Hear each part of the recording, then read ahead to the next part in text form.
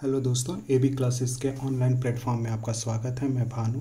आज हम लोग यूजीसी नेट पेपर 1 के अंतर्गत रिसर्च एप्टीट्यूड में सैम्पलिंग टॉपिक्स कर रहे हैं और सैम्पलिंग टॉपिक के अंदर टाइप ऑफ सैम्पलिंग देखेंगे बच्चे, क्योंकि टाइप ऑफ सैम्पलिंग की भी उपयोगिता होती है रिसर्च के अंदर। क्योंकि रिसर्च के अंदर जो तथ्य आपको एकत्र करना है या जो डाटा आपको कलेक्ट करना है, उसके लिए कहीं ना कहीं आपको टाइप ऑफ सैम्पलिंग की ज़रूरत पड़ेगी। टाइप ऑफ सैम्पलिंग्स के थ्रू ही आप क्या कर सकते हैं, डेटास को कलेक्ट कर सकते हैं। तो जो सांख्यिकीय विद हैं बच्चे या जो समाज वैज्ञानिक होते हैं, उन्होंने निर्देशन यानी सैम्पलिंग को ना कई प्रकारों में क्या कर रखा है, बांट रखा है। उन्होंने निर्देशन के कई प्रकार बताए। अब निर्देशन के जो प्रकार होते हैं बच्चे, उसमें से कौन सा प्रकार हमारे लिए उपयोगी हो सकता है, ये हमें अपने अध्ययन समस्या के द्वारा पता चलता है। यानी जो अध्ययन की समस्या यानी जो रिसर्च प्रॉब्लम है, उससे आप आइडेंटिफाई करते हैं कि मेरे लिए कौन सा टाइप ऑफ सैम्पलिंग जो होगी वो सही होगी, यानी कौन सा निर्देशन का प्रकार हमारे लिए क्या होगा, सही होगा। तो इसके लिए जनरली हमें क्या करना होता है कि निर्देशन यानी जो सैम्पलिंग है और मुझे कौन सी सैम्पलिंग अप्लाई करनी है, उससे पहले मुझे इनवर्स की प्रकृति को जानना होता है बच्चे। जो समग्र है यानी जो इनवर्स है यानी जो पॉपुलेशन है, उसकी प्रकृति को समझना पड़ेगा।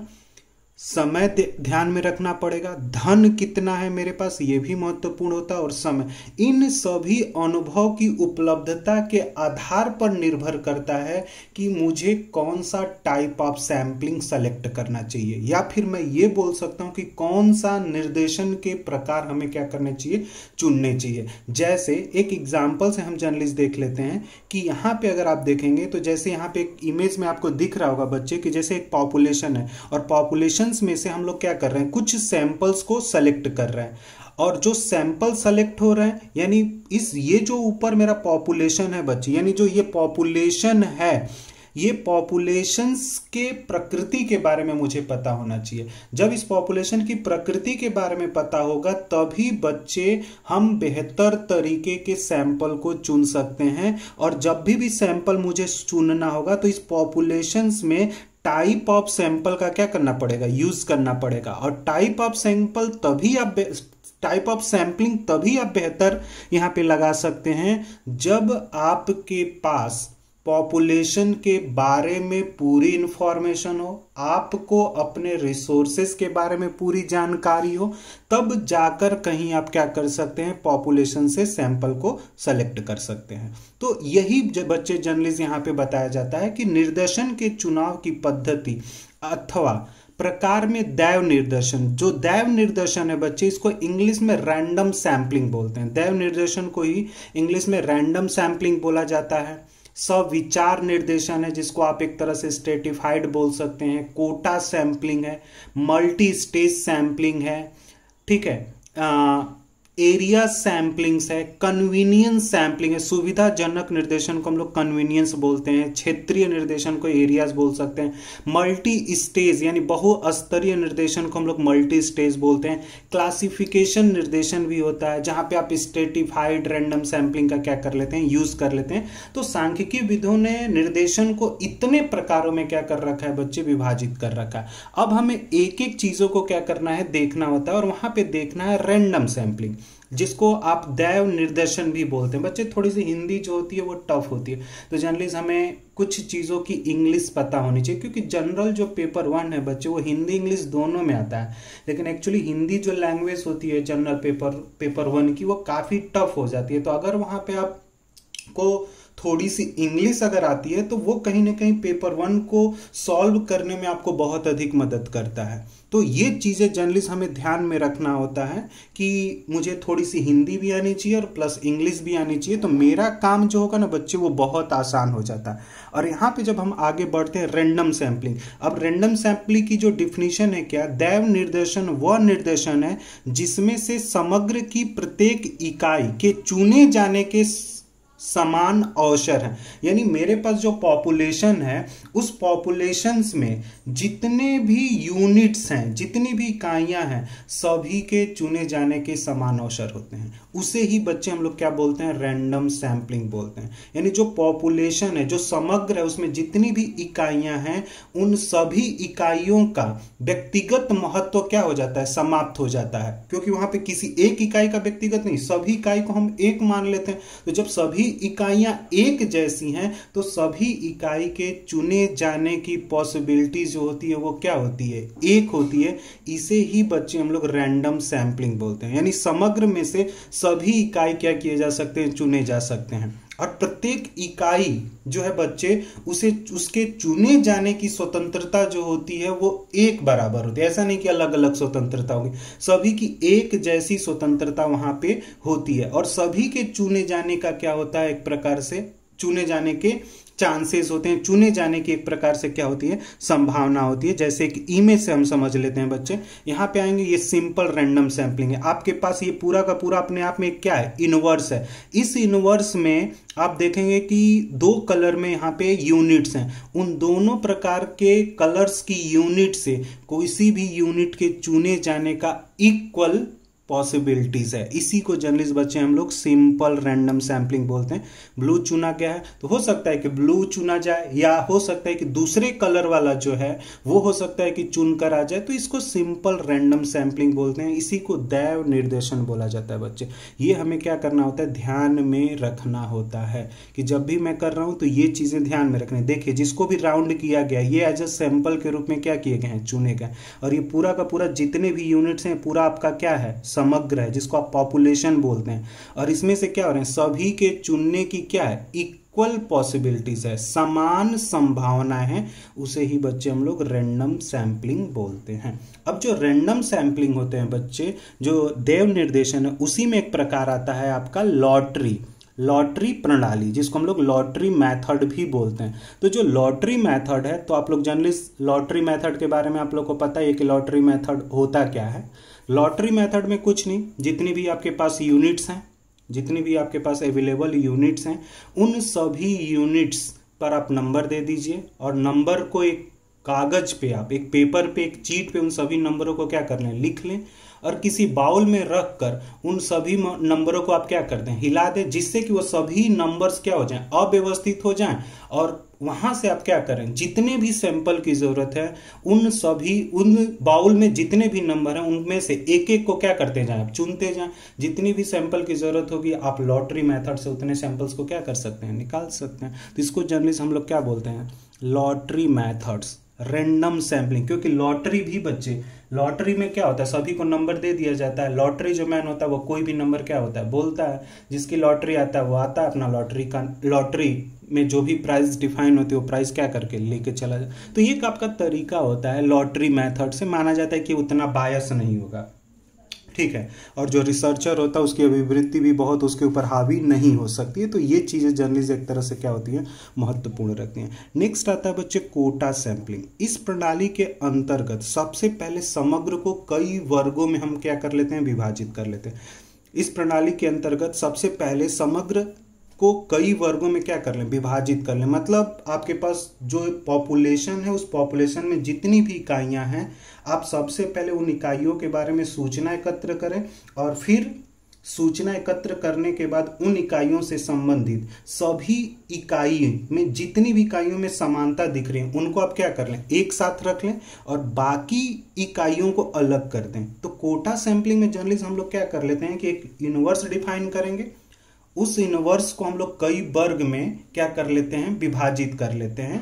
और जब कई वर्ग में वो विभाजित हो जाता है तो वहां से मुझे अपनी जरूरत के अकॉर्डिंग इकाइयों को चुनने में क्या होती है, आसानी होती है। वहां पे इकाइयां जो चुनी जाएंगी वो एक अपनी इच्छा के अनुसार भी चुनी जाती हैं, कि आप अपनी इच्छा के अनुसार क्या कर सकते हैं, चुन सकते हैं। तो जैसे एक एग्जाम्पल से हम देख लेते हैं इसको। जैसे ये कोटा सैंपलिंग है बच्चे, ये पूरा का पूरा एक यूनिवर्स है, और मुझे एबव 50 जो एबव 50 है उन्हें क्या करना है, मुझे चुनना है। तो एबव 50 चुनना है, तो इसमें से मैंने देख लिया, सबको क्या कर दूंगा, जितने गर्ल्स हैं उनको एक साइड कर दूंगा, बॉयज जो हैं उनको अलग कर दूंगा, ठीक है।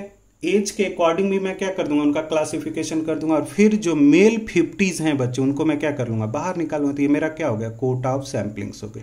तो आप देख लीजिए 4 कलर है, 4 कलर में पूरे का क्या कर दिया गया, क्लासिफिकेशन का। अब यहां से आप एज 50s को चुनना आपके लिए क्या होगा, ज्यादा आसान होता है। अब आसानी से एज 50 को क्या कर सकते हैं, चुन सकते हैं। तो ये चीजें ज्यादा आपके लिए क्या हो जाती हैं, आसान हो जाती हैं। तो इसको जनरली हम लोग कोटा सैंपलिंग के रूप में देखते हैं। तो कोटा सैंपलिंग में कुछ नहीं करना होता, एक पॉपुलेशन आप डिफाइन कर दीजिए, इसमें जो इतने भी यूनिट है उनके बारे में आपके पास इंफॉर्मेशन है।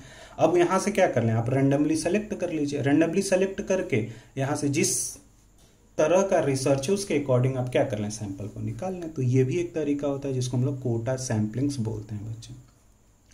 अब जो दैव निर्देशन होता है बच्चे, ठीक है ना, जो आपका दैव निर्देशन है वो इतना महत्वपूर्ण क्यों हो जाता है, ठीक है, ये हमें समझना होता है कि हम लोग रैंडम सैम्पलिंग का महत्व क्यों है और रैंडम सैम्पलिंग को इतना क्यों महत्व दिया जाता है और रैंडम सैम्पलिंग के उपयोग पर ज़्यादा बल दिया जाता है। एक्चुअली जो दैव निर्देशन है बच्चे, इसमें निष्पक्षता का गुण होता है। क्यों, क्योंकि कोई भी सैंपल चुन के आ रहा है।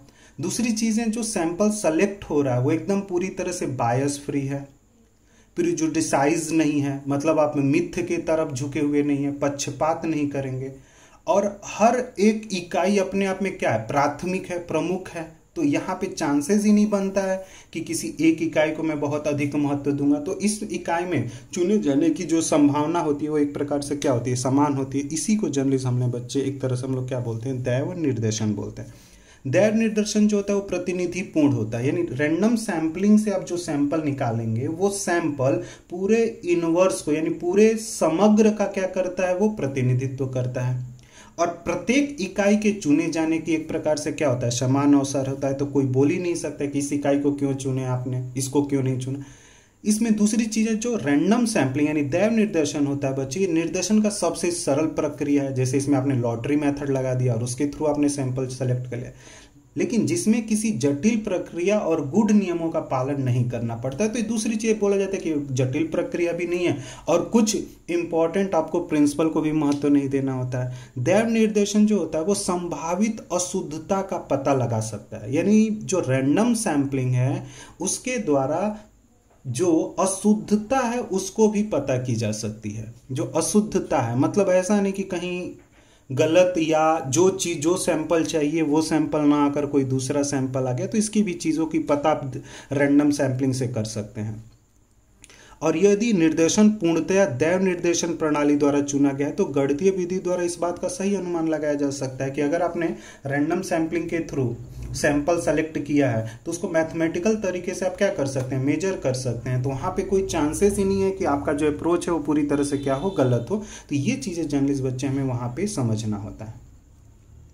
अगला जो हमें देखना होता है बच्चे, वो देखना होता है अगला जो आपका प्रकार है बच्चे, उसको हम लोग जर्नलिस्ट एक तरह से अगले प्रकार में जो प्रकार हमें करना है वो करना है उद्देश्यपूर्ण, ठीक है, जो उद्देश्यपूर्ण विचार है उसको हमें देखना है। उद्देश्यपूर्ण या जिसको फिर हम लोग परपोजिव सैंपलिंग भी बोलते हैं, परपोजिव सैंपलिंग। परपोजिव सैंपलिंग क्या होता है कि जो रिसर्चर होता है बच्चे, यानी जो अनुसंधान करता होता है, वो किसी विशेष उद्देश्य को सामने रखकर जानबूझकर समग्र में से कुछ इकाइयों का क्या करता है, चुनाव करता है। तो उसे हम लोग उद्देश्यपूर्ण या सविचार निर्देशन कहते हैं। मतलब मुझे पता है कि मेरे रिसर्च का क्या उद्देश्य है, उस रिसर्च के उद्देश्य के अनुसार मैंने एक समग्र निश्चित किया और उस समग्र में से कुछ मैंने निर्देशन का क्या किया, चुनाव किया। इसी को जर्नलिस्ट हम लोग क्या बोलते हैं, परपोजिव सैंपलिंग्स बोला जाता है बच्चे, ठीक है। परपोजिव सैंपलिंग मतलब मैं अपने उद्देश्य के अनुसार क्या कर रहा हूं, समस्याओं का जो भी उद्देश्य उसके अनुसार मैं क्या कर रहा हूं, सैंपल सेलेक्ट कर रहा हूं। जैसे कोई इतिहास का विद्यार्थी है, उसे किसी इतिहास के विषय पर क्या करना है, शोध करना है। तो वो इतिहास से संबंधित शोध पे उसे समस्या है और उस समस्या का उसे उत्तर चाहिए। तो वो क्या करेगा, जितने भी इतिहास के विद्वान हैं उन सभी इतिहास के विद्वानों का एक लिस्ट तैयार करेगा, सूची तैयार करेगा, और फिर अपने उद्देश्य के अनुसार उस लिस्ट में से किसी भी इतिहासकार विद को क्या कर लेगा, चुन लेगा। वो क्या हो गया, उसका पर्पोजिव सैंपलिंग हो गया। तो पर्पोजिव सैंपलिंग यानी अपने उद्देश्य के अनुसार निर्देशन के चुनाव को क्या करना, निर्देशन का चुनाव करना ही क्या हो जाता है, पर्पोजिव सैंपलिंग्स होती है। ये चीजें जनरली हम लोग निर्देशन उसमें रखते हैं पर्पोजिव सैंपलिंग्स में। पर्पोजिव सैंपलिंग की दूसरी जो चीजें ध्यान में रखनी होती है बच्चे, वो रखनी होती है जैसे कुछ कैरेक्टरिस्टिक्स। जो पर्पोजिव सैंपलिंग की है उसकी आपको एक तरह से कैरेक्टरिस्टिक्स को ध्यान में रखना होता है। अब जनरली उसकी कैरेक्टरिस्टिक्स में क्या बताया जा रहा है, अनुसंधानकर्ता समग्र की समस्त इकाइयों की विशेषता से परिचित हो ताकि उसे पहले से ही ज्ञान हो कि कौन सी इकाई के क्या गुण हैं, और उसी के आधार पर कौन सी इकाइयों को चुनने से अध्ययन के उद्देश्यों की प्राप्ति क्या होगी, सरल होगी। तो अध्ययन जो अनुसंधान करता है उसे समग्र के बारे में पता होना चाहिए। समग्र में जितनी इकाई है उन इकाइयों के विशेषताओं से उसे परिचित होनी चाहिए, उनके गुणों से परिचित होनी चाहिए, और फिर वो अपने अध्ययन के अनुसार क्या करेगा, समस्या को एक तरह से क्या करता है, आसानी से चुनता है। तो उसी को जनरली से एक तो पहली विशेषता ये होती है। दूसरा विशेषता बोलता है बच्चे, सविचार निर्देशन में निर्देशनों का चुनाव किसी विशिष्ट उद्देश्य को सामने रखकर। तो आपके सामने एक विशिष्ट उद्देश्य, उसको ध्यान में रखकर आप क्या कर रहे हैं, सैंपल को चुन रहे हैं। और हो सकता है यथासंभव उद्देश्यों की पूर्ति इस प्रकार के निर्देशन लक्ष्य से होता है। मतलब यथासंभव बोला नहीं जा सकता कि पूरा का पूरा, लेकिन आप ये तरीका एक होता है वहां पे। इस प्रणाली में चूंकि अनुसंधानकर्ता अपनी इच्छा अनुकूल निर्देशनों का चुनाव करता है, इसलिए पक्षपात की संभावना भी अधिक होती है। यानी जो पर्पोजिव सैंपलिंग है बच्चे, वो बायस फ्री नहीं होती है। वहां पे पक्षपात हो सकता है, मुझे जरूरत किसी अलग तरह के सैंपल की है, लेकिन मैंने क्या हुआ, अपने उद्देश्य को इधर उधर करके बायस होकर मनोवृत्तियों को हावी करके मैंने क्या कर लिया, एक सैंपल को सेलेक्ट कर लिया। तो वो कहीं ना कहीं एक प्रकार से क्या कर सकती है, समस्या कर सकती है। तो ये चीजें जर्नलिस्ट हमें समझना होता है। और ठीक है, तो ये चीजें जर्नलिस्ट आप एक तरह से समझ सकते हैं। तो यहाँ पे और दूसरा जो चीज़ें जर्नलिस्ट देखना होता है बच्चे, वो देखना होता है हमें स्ट्रेटिफाइड रैंडम सैंपलिंग, यानी प्रोबेबिलिटीज मेथड्स में बच्चे सबसे बेहतर जो तरीका माना जाता है सैंपलिंग का, वो माना जाता है स्ट्रेटिफाइड रैंडम सैंपलिंग। अब जो स्ट्रेटिफाइड रैंडम सैंपलिंग होती है बच्चे, इसमें भी वही करेगा। जो रिसर्चर होगा वो सबसे पहले एक इनवर्स डिसाइड करेगा। इनवर्स के बारे में जो भी प्राथमिक जानकारी, वो सारी जानकारी एकत्र कर लेगा। फिर उस समग्र में जितनी भी इकाइयां हैं उनको क्या कर देगा, उप वर्गों में, सब सैंपल में क्या कर देगा, विभक्त कर देगा। जैसे शिक्षा के स्तर पे मतलब जब सब सैंपल बनाएगा तो कुछ उसे आधार बनाना पड़ेगा बच्चे। हो सकता है शिक्षा आधार हो जाए, आय आधार हो जाए, धर्म आधार हो जाए, वर्ग हो जाए, लिंग हो जाए। तो आप आय के आधार पे वर्ग बना लो, या शिक्षा के आधार पे वर्ग बना लो, धर्म के आधार पे वर्ग बना लिया, सामाजिक वर्ग। यानी जो आधार है बच्चे, वो आधार आप निश्चित किससे करते हो, अपने अनुसंधान के समस्या से। और उस अनुसंधान की समस्या से ही आप आधार तय करोगे और फिर उसके अनुसार ही क्या करते हो, सैंपल को चुनते हो। तो ये चीजें जनरली वहां पे हमें क्या करना होता है, ध्यान में रखना होता है कि जब भी मैं सैंपल चुन रहा हूं, चुनते समय मुझे इन चीजों को एक तरह से ध्यान में रखना होता है कि मुझे किस तरह के सैंपल की जरूरत है। तो जैसे एक इमेज से हम लोग देख लेते हैं, जैसे यहाँ पे आप आएंगे स्ट्रेटिफाइड रैंडम सैंपलिंग है। तो मैंने क्या कर दिया, देखिए 2 कलर हैं बच्चे, दोनों कलरों को मैंने क्या कर दिया, सब सैंपल में डिवाइड कर दिया। अब जितने भी मुझे सैंपल की जरूरत होगी, यहाँ नंबर अकॉर्डिंग यूनिट्स क्या है, ज्यादा है, मतलब यहाँ पे यूनिट्स कितनी है, मतलब टोटल यहाँ पे यूनिट्स हो रही हैं 9, यहाँ पे यूनिट कितनी हो रही है 6। तो 9 यूनिट्स में से मैंने कितने यूनिट्स को चुना, सेलेक्ट किया 3, यहाँ पे कितने टोटल 6, यानी तीसरा हर एक यूनिट मेरा क्या हो जाएगा, सैंपल होता है। स्ट्रेटिफाइड रैंडम सैंपलिंग में यूनिवर्स को सब सैंपल में क्या कर दो, डिवाइड कर दो, और सब सैंपल में डिवाइड करके रैंडमली वहां से सैंपल को क्या कर लो, तुम सेलेक्ट कर लो। तो ये भी तरीका एक आपका क्या हो जाता है, तरीका जो होता है वो ठीक होता है। तो वहां पे हम लोग जनरली इस तरीके से भी क्या कर लेते हैं, सैंपल को सेलेक्ट कर लेते हैं। तो ये भी एक तरीका आपके लिए क्या हो जाएगा, बेहतर हो जाएगा बच्चे। तो वहाँ पे इस तरीके से भी सैंपल को आप चुन सकते हो, तो वहाँ पे कोई ऐसा दिक्कत नहीं होती है। तो रैंडमली आप सैंपल्स को क्या कर सकते हैं, सेलेक्ट कर सकते हैं। तो ये चीज़ें भी होती हैं बच्चे। तो stratified random sampling probability sampling के अंदर आता है, ये ध्यान में रखिएगा। जो प्रोबेबिलिटी सैम्पलिंग है उसी के अंदर स्ट्रेटिफाइड रैंडम सैम्पलिंग्स आती है। तो ये चीज़ें आपके लिए ध्यान में रखना होता है। आगे बढ़ते हैं, कुछ और भी सैम्पलिंग्स आते हैं बच्चे, जैसे मल्टी स्टेज सैम्पलिंग्स। ठीक है, मल्टी स्टेज सैम्पलिंग्स। तो जो मल्टी स्टेज सैम्पलिंग है बच्चे, तो मल्टी स्टेज सैम्पलिंग्स में जनरली जो मल्टी स्टेज सैम्पलिंग्स है, तो मल्टी स्टेज सैम्पलिंग्स में आप जब आएंगे, ठीक है, तो जो मल्टी स्टेज सैम्पलिंग्स होती है वहाँ पे जनरली मल्टी स्टेज सैम्पलिंग का यूज़ वहीं पे करना होता है जहाँ पे अध्ययन क्षेत्र बड़ा हो। और जब अध्ययन क्षेत्र बड़ा हो जाता है तो अध्ययन क्षेत्र से सैंपल को हम कई स्तरों पे क्या करते हैं, चुनते हैं।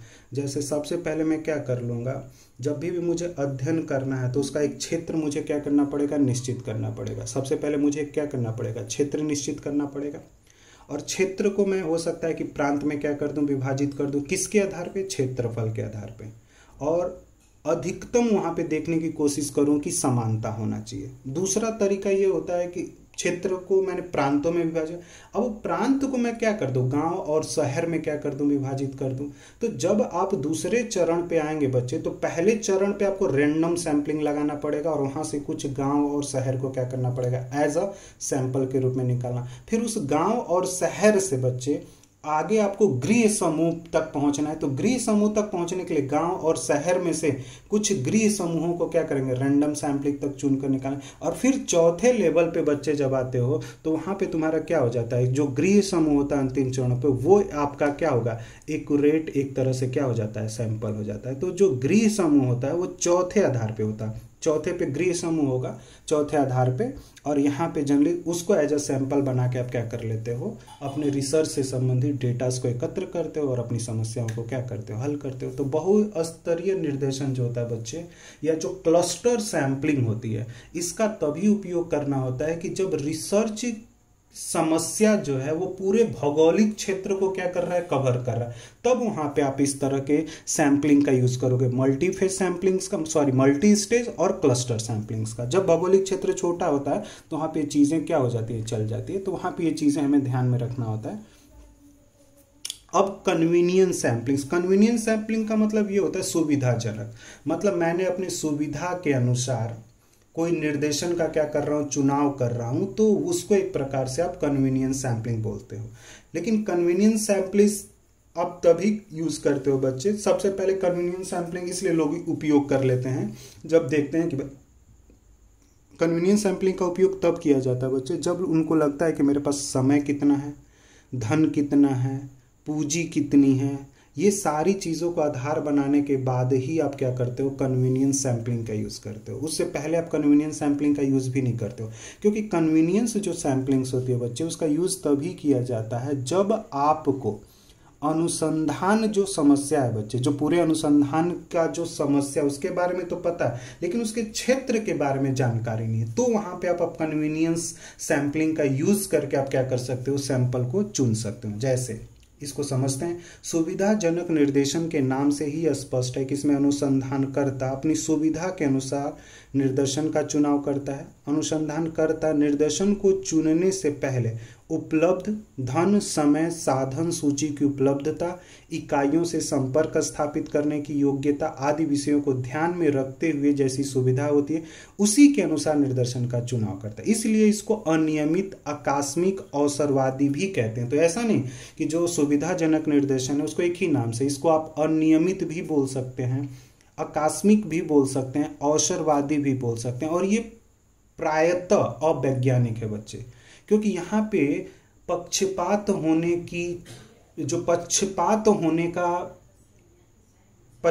होने के ज्यादा चांसेस होते हैं बच्चे, और पूर्वाग्रह ज्यादा प्रवेश कर सकता है। तो जब बहुत बड़ा क्षेत्र होता है बच्चे, तो वहां पे हम लोग एक प्रकार से कन्वीनियंस सैंपलिंग का क्या करते हैं, यूज करते हैं।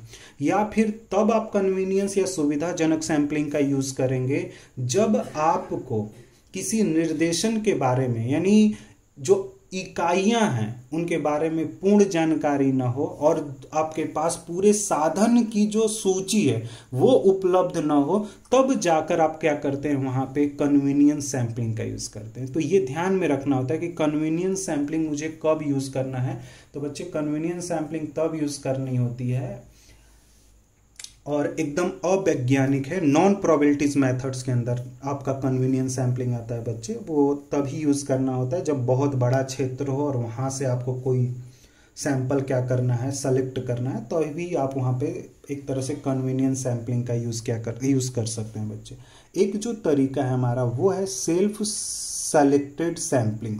जो सेल्फ सेलेक्टेड सैंपलिंग है, जब संबंधित व्यक्ति स्वयं अपना नाम देकर निर्देशन की इकाई बन जाता है। मतलब खुद वो अपना नाम दिया और कहा कि भाई मुझे ये एज अ सैंपल के रूप में आप क्या कर लें, सैंपल बना लें, और अनुसंधानकर्ता को उनका चुनाव नहीं करना पड़ता है, तो उसे स्वयं निर्वाचित निर्देशन बोलते हैं। यानी जहां पे अनुसंधानकर्ता उसको चुन नहीं रहा है, वो अपने आप ही एक सैंपल बनना चाहता है, तो इसी को जर्नलिस्ट बच्चे हम लोग सेल्फ सेलेक्टेड सैंपलिंग्स बोलते हैं, स्वयं निर्वाचित सैंपलिंग बोलते हैं। उदाहरण से समझ लिए, यदि किसी संस्था को यह पता लगाना है कि किसी विशेष रेडियो प्रोग्राम को लोगों ने कितना पसंद किया है, तो वह यह घोषणा करवा सकती है कि जो लोग अपनी पसंद की बात लिख कर भेजे उनके नामों की घोषणा रेडियो द्वारा की जाएगी।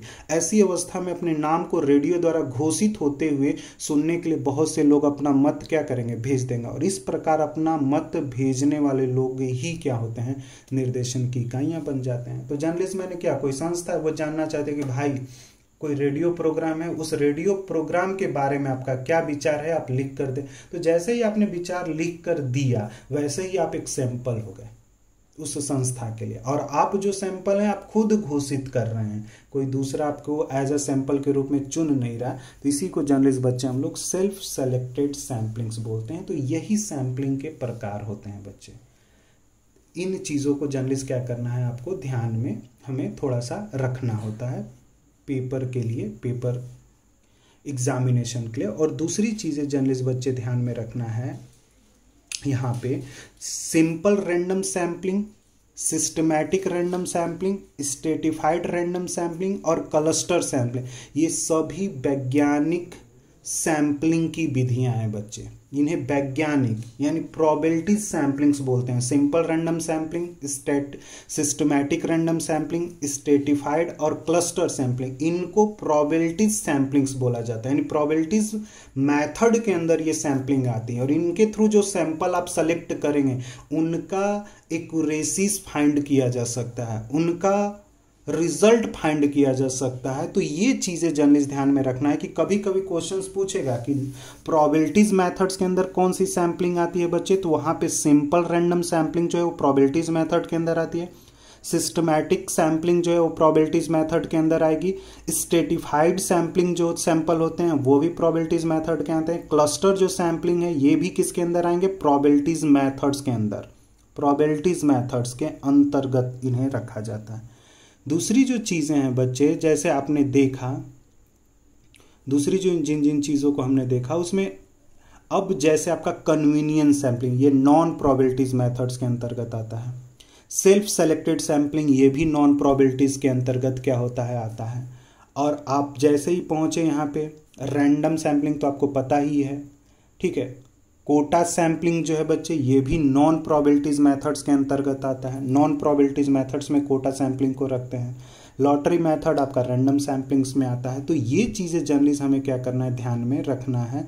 कन्वीनियंस सैम्पलिंग भी एक तरह से किस में आ जाएगी, आपका पूरा का पूरा जो कन्वीनियंस सैम्पलिंग्स है ये भी नॉन प्रोबेबिलिटीज मेथड्स है बच्चे। तो कभी कभी तो प्रोबेबिलिटीज और नॉन प्रोबेबिलिटीज पे जाकर पूछ लेते हैं। मल्टी स्टेज जो सैम्पलिंग है बच्चे ये प्रोबेबिलिटीज मेथड्स के अंतर्गत आता है, ठीक है। तो ये ध्यान में रखना है कि मल्टी स्टेज सैम्पलिंग जो है प्रोबेबिलिटीज मेथड्स के अंतर्गत इसको रखते हैं। तो ये चीज़ें हमारी परीक्षा के लिए महत्वपूर्ण होते हैं बच्चे। और अगली क्लास में हम इसके ऊपर कुछ क्वेश्चंस को भी क्या करेंगे, कर लेंगे, तो जो एग्ज़ाम के लिए काफ़ी थोड़े जो भी एग्ज़ाम के लिए महत्वपूर्ण होंगे तो उनको हम लोग पेपर के अंतर्गत कर लेंगे। तो आज के लिए बस इतना ही। Thank you.